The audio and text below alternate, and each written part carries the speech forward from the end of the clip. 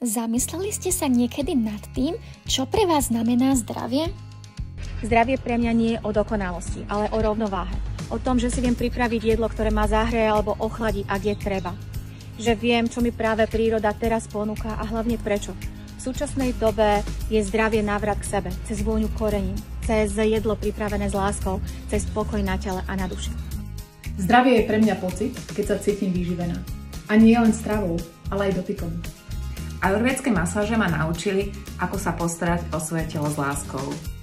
Zdravie pre mňa znamená to, že sa viem s láskou postarať o svoju rodinu.